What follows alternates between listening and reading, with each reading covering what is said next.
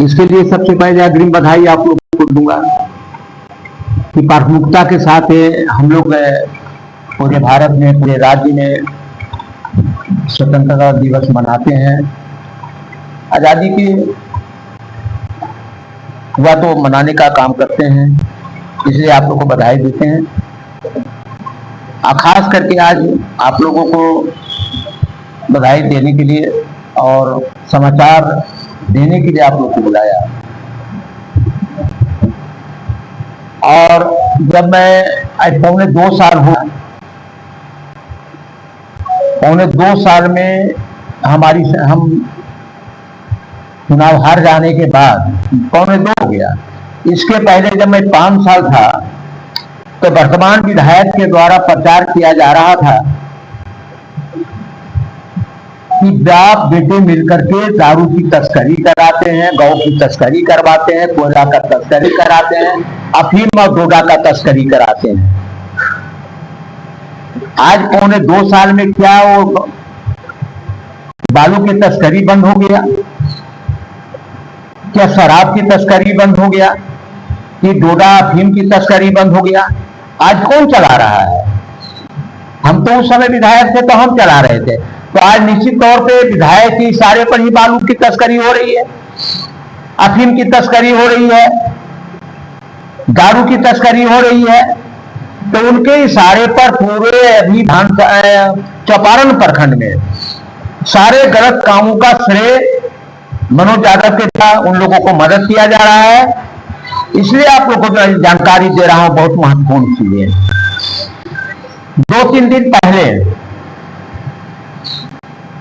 भागर पंचायत के परसातरी में मुखिया जी होटल में थाना प्रभारी के द्वारा शराब के तस्करी करने वालों को रेड किया। जहां तक जानकारी है कि लोगों ने हमको बताया कि स्कॉर्पियो में पूरा भरा हुआ 2 नंबर का दारू का पैकेट लगा हुआ था। रेड करने के बाद उन्होंने मात्र उस स्कॉर्पियो से 16-17 पेटी उतार करके मुखिया जी के होटल में रख दिया गया। जब मैंने इनसे जानकारी लिया कि भाई आपने परसातरी में आपने रेड किया है तो क्या क्या मिला, हमको सुनने में आया है कि एक बंदूक भी मिला। इनके द्वारा कहा गया कि हाँ बंदूक तो मिला है लेकिन लाइसेंस धारी है, लाइसेंस है। तो हमारा कहना है कि जहां शराब का तस्करी हो रहा है, जिस होटल में शराब आपने रेड किया है वहां बंदूक रखा गया है, तो किसका वो बंदूक था? बंदूक रख करके तस्करी कराया जा रहा है और वो बंदूक को इन्होंने भी इस चीज नहीं किया। कैसे मालूम हो गया भाई? आप रेड करने आए, बंदूक वहां किसका था? कथा वो लाइसेंस धारी है। तो लाइसेंस धारी है तो इसका मतलब है कि लाइसेंस धारी कौन है आपको ले आया? तो इसके है कि लाइसेंस धारी ही वो यानी कि शराब का तस्करी करा रहा है। और उनको छोड़ दिया, गाड़ी भी छोड़ दिया, बंदूक भी छोड़ दिया। और जो मेन मुद्दाले है धुनेश्वर यादव, जो मुखिया जी कहलाते हैं, पूर्व मुखिया है, उनका लाइसेंस ही बंदूक का है। तो सारे तो क्यों वहां बंदूक था? इसका मतलब है कि धुनेश्वर यादव शराब की तस्करी करवा रहा है और थाना प्रभारी उसके मेल से तस्करी हो रहा है। थाना प्रभारी छोड़ दिया, बंदूक को छोड़ दिया और मुद्दाले भी नहीं बनाया और कहा कि हमको 15 पेटी मिला। तो बंदूक वाले को आपने क्यों नहीं मुद्दाले बनाया? सबसे मामला यह है। और जो अभी वर्तमान विधायक के कुछ पत्रकार लोग हैं, हाल में चौपारण का एक लड़का शराब तस्करी में पकड़ाया तो कहा कि वो कांग्रेस के बड़े नेता हैं। हमारा तो बड़ा नेता है नहीं, हमारा कार्यकर्ता हो सकता है, पर हो सकता है, लेकिन मैं दावे के साथ कह सकता हूं कि भारतीय जनता पार्टी के धुनेश्वर यादव वहां नेता है और मनोज यादव का वो नेता है। और उसका बेटा तस्करी के मामले में बिहार में भी उस पर केस हुआ है। शराब के तस्करी में उनके मामले में हजारीबाग में भी केस कई हुए हैं। इस प्रकार से मनोज यादव के इशारे पर भागड़ पंचायत में जो जितने भी शराब भट्टी चल रहा है उसके इशारे पर चलाया जा रहा है।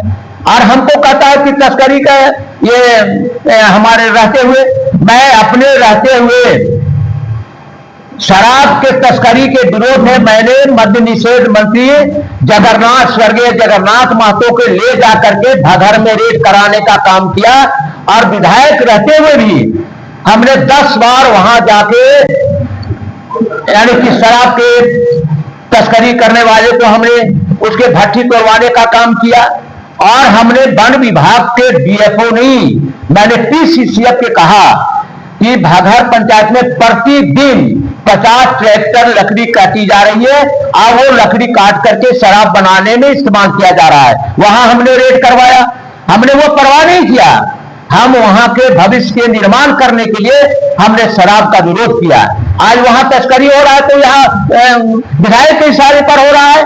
और दूसरा, बंदूक वाला के लिए उन्होंने मुदाले नहीं बनाया। इसका मतलब है कि थाना प्रभारी के मेल से शराब का तस्करी करवाया जा रहा है।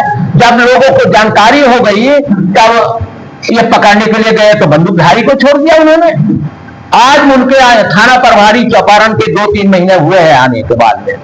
पहले इस इलाके में निश्चित तौर पे टेंडर जब नहीं हुआ था, बालू के टेंडर नहीं है, तो सरकारी काम के बिल्डिंग भी नहीं बन पा रही थी। आज लोग जहां तहां से लेके बिहार से इधर उधर से बालू ला के लोग बेचते थे, जिसका 2000 में 1500 में बिक रहा था। आज मैं बता रहा हूं कि इस थाना प्रभारी के आने पर यानी कि बालू 3000 रुपये ट्रैक्टर बिक रहा है। और पहले दिन में लाता था, काम हो जाता था, सरकारी काम को भी और घर बनाने वाले को मिल जाता था।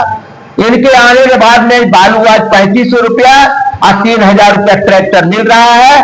अब प्रति ट्रैक्टर थाना प्रभारी ने कहा है कि मंथली हर ट्रैक्टर से 7000 रुपया उसको बांध दिया कि हमको चाहिए। और पहले दिन में आता था। अब आपको जानकारी होना चाहिए कि ट्रैक्टर अब दिन में नहीं चलता है।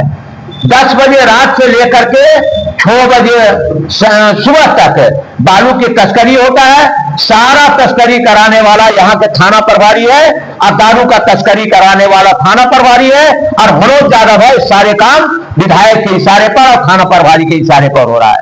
आज यह है बालू माला है।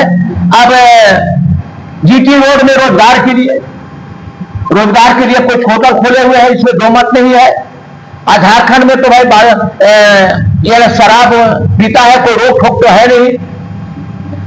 तो ये थाना प्रभारी जितने लोग हैं, थाना प्रभारी आज जितना जीटी रोड में होटल है, सभी होटल से यानी कि मंथली 10,000 रुपया कमीशन लेने का काम कर रहा है कि यदि जो होटल चलाना है तो हमको 10,000 रुपया महीना दो। ये हमको कई जगह पता चला।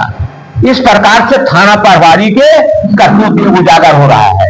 इसलिए मैं आपसे आग्रह करूंगा कि होटलों वाले से जो रंगदारी तहसील रहा है थाना प्रभारी, ये मनोज यादव के इशारे पर हो रहा है। बालू